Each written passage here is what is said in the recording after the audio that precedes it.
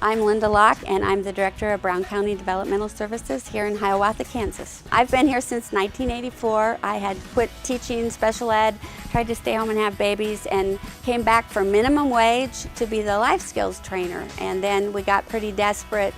So I was a workforce supervisor. I've recycled cans. I've been the job coach on the cleaning crew. And eventually they said, will you be the director? Because we couldn't afford to and couldn't find one.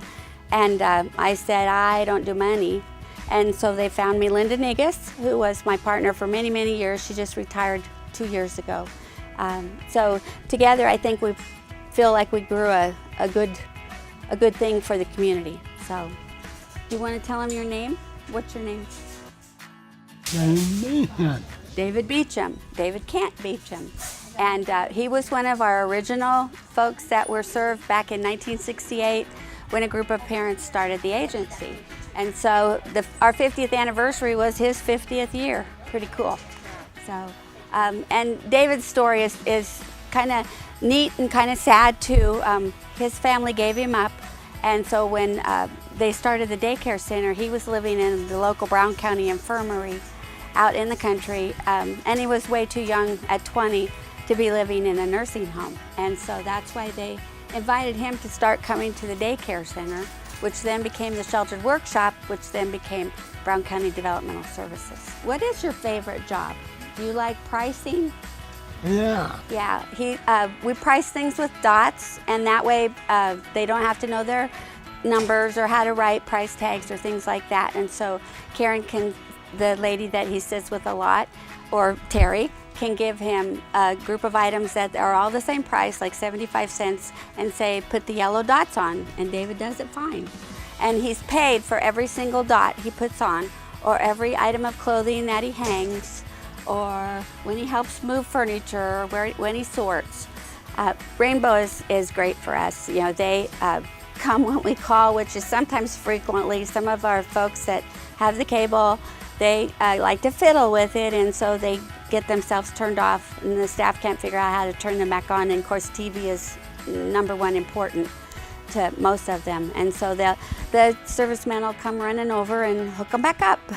And Rainbow has donated the cameras that we use to monitor the donations, because we have a lot of thievery, and the fact that they donated an expensive system was good for us. And they look to make sure that we get the best rate possible for our folks, because they do have a limited income, and they have to be at poverty level to be able to be funded.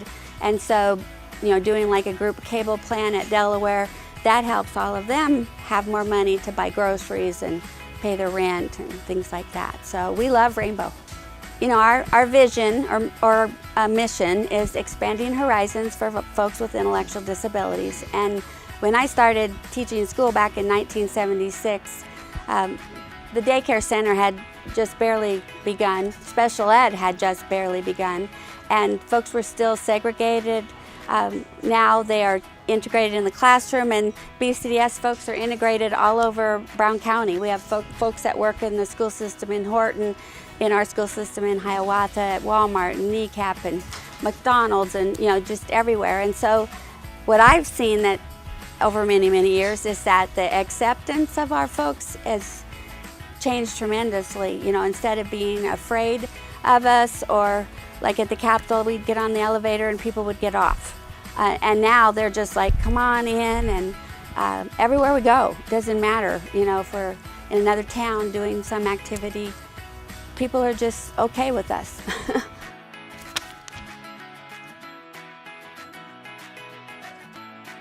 I'm Jessica Ezel, the Library Director at Morrill Public Library in Hiawatha. I grew up in the country around Hiawatha. My parents are with Wycliffe Bible translators, so even though we were away for several years at a time in Ghana, we always came back to the Hiawatha area and considered it home all of those years that we were away. Hiawatha has a lot of family memories for me, so those are the things that I associate a lot with childhood and growing up here. My grandparents have a farm, and so I learned how to milk a cow and learned how to put up corn and all those fun country things that you get to do. And one of the things I always looked forward to was the Zion UMC ice cream social every year, because you can't beat homemade ice cream. I got my undergraduate degree from John Brown University in Arkansas, and then I received my master's in information studies from the University of Texas at Austin. Most of my work has been for the state of Texas. I worked for Family and Protective Services, Health and Human Services, and the Texas State Library and Archives Commission. My sister was the one who kind of started my thinking about coming back to Kansas. She and her family moved to Lawrence about 5 years ago, and I thought, well, maybe it's a good idea to kind of look at it and see what the options are. And once my niece and nephew were both born, that kind of increased the desire as well. I have really enjoyed working with the staff and getting to know the community since I started. It's a great opportunity to be able to meet the needs of a whole bunch of different kinds of people and interests, and so we've been doing some fun things. We had a fabulous fundraiser last month, and we're able to raise funds for programming, and some of that was actually able to go towards the summer reading program, which starts on the 24th of May. Our theme this year is Libraries Rock, and we've got some great activities going on for all ages, and I think that it's going to have a little bit of something for everyone. We are working on getting a remodel set up. We've been working with an architecture firm to get an idea on what our options are, and we're kind of in the middle stages of that process, so hopefully within the next couple of months we'll have more information on what we're going to be able to do for the community. And it'll be a little bit dusty in here for a while, but by the time we're done, I think it'll be well worth it. For people who are considering moving back to Kansas or someplace that's maybe more rural than they've been for the last few years, I think it's really worth thinking about, because the pace of life and cost of living and all these other reasons that, you know, people sometimes think the city is going to be a great option, after a while can get to be a little bit wearing. I know that's what I found about Austin. I loved it, but as it grew and it got more expensive and the traffic got worse, I started to think about maybe it would be not so bad to come back and have that space and have that time and kind of feel like I had a little bit more room. And I guess I'm still kind of a country girl at heart because I like the space. So remember that space is good. The best way for you to get connected with the library is to either check out our website at hiawatha.library.org, or you can like us on Facebook at Moral Public Library.